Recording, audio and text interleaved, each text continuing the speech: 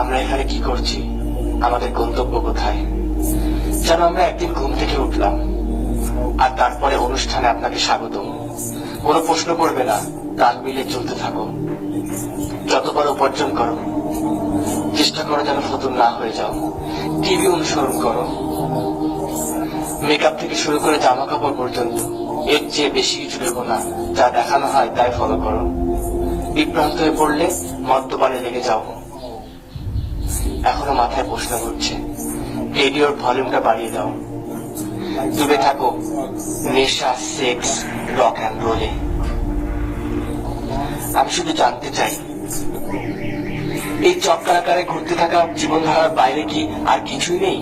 বৃদ্ধ হয়ে মারা যাওয়া, একটি সুখী পরিবার রেখে যাওয়া, আর রেখে যাওয়া এক গাদা সম্পত্তি যার মালিক হবে অন্য কেউ। কবরে যাওয়ার আগে আমি আসলেই জানতে চাই, কারণ জীবন নিয়ে সিনেমিনি খেলতে রাজি নই বাজি ধরতে। এই সামান্য কিছু প্রশ্নের উত্তর খুঁজে ফিরছি। আমরা এখানে কি করছি, আমাদের লক্ষ্য কি, আমরা এখানে আসলাম কিভাবে, কে আমাদেরকে এত নিখুঁত ভাবে তৈরি করলো, মৃত্যুর পর কি হয়, এই পৃথিবী কি আসলে গুরুত্বপূর্ণ? এসব প্রশ্নগুলোর উত্তর দিতে চাই না, কারণ প্রয়োজন নেই তো উত্তর জানার। এই জীবনে তো কোনো উদ্দেশ্য নেই, আমাদের অস্তিত্ব তো শুধুই প্রাকৃতিক। সেক্ষেত্রে আমাকে একটি প্রশ্ন করতে দিন, তুমি কি নিজেই নিজের স্রষ্টা, নাকি কেউ তোমাকে তৈরি করেছে?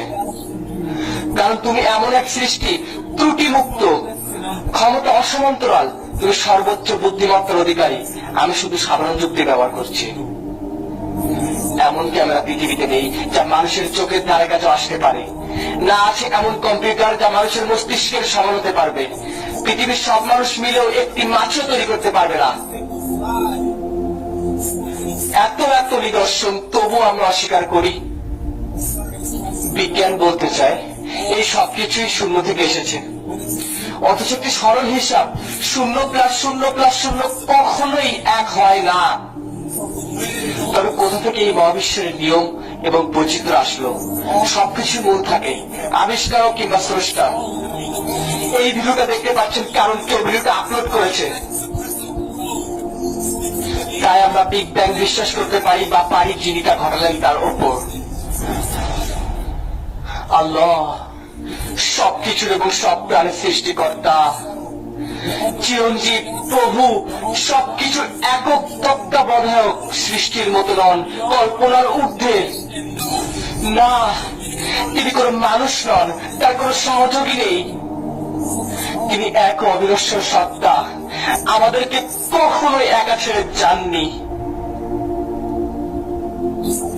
ঠিক সব প্রস্তুতকারকের মতো তিনি আমাদেরকে গাইড বই দিয়েছেন, কোরআন, ইসলাম, দুঃখিত জলদি উপসংহারে চলে আসার জন্য। কিন্তু এটাই একমাত্র সম্ভব।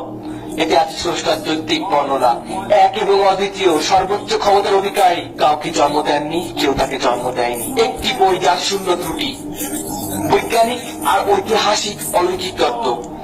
আজ থেকে 1400 বছর আগে যেমন মানুষের ভুলের নির্ভুল এবং পরিপূর্ণ বর্ণনা, মানুষের ভুলের যে বর্ণনা কোরআনে আছে সেটি 17 শতাব্দীর বৈজ্ঞানিক জ্ঞান থেকে আসা সম্ভব নয়। পৃথিবীর জন্য পর্বতমালা কিলোর স্বরূপ, যাতে পৃথিবী নরম থেকে রক্ষা পায়। বিচ্ছিন্ন দুটি প্রবাহিত সমুদ্রের পানি কখনোই এক হবে না। গ্রহগুলো নির্দিষ্ট কক্ষপথে চলার তথ্য, আর এই ঘূর্ণায়মান প্রতিক্রিয়া প্রভাবের দিন এবং রাত হওয়া, মহাবিশ্ব প্রস্তুতকরণ তথ্য এবং প্রতিটি পানির উৎস পানিতে হওয়ার তথ্য, অতীতের শিক্ষণীয় সকল ইতিহাস, বিশ্বত প্রাণের লাশ রক্ষিত হওয়ার তথ্য, পৃথিবীর স্থলভাগে সর্বনিম্ন স্থানের তথ্য, যেখানে পারস্য বাহিনী রোমানদের পরাজিত করেছিল, পুরুষের বীর্য নির্গমন পথ, মেরুদণ্ড প্রাচীরের মধ্যস্থল নির্ধারণ তথ্য। এখন পর্যন্ত একটি শব্দ পরিবর্তিত হয়নি। উত্তরদের কিভাবে সকল তথ্য জানা ছিল? আজ থেকে 1400 বছর আগে এমন এক ব্যক্তির উপর যে লিখতে বা পড়তে জানতেন না, শুধু উচ্চারণ করতেন, যা ফেরেশতা বাণী নিয়ে আসতো। যদি এখনো বিশ্বাস না হয়, কোরআনের মতো বাণী আবিষ্কার করে দেখাও। শত চেষ্টা করেও পারবে না, তাই তুমি সৃষ্টিকর্তা ও তার পাঠানো বার্তা নিয়ে হাসি তামাশা করলে।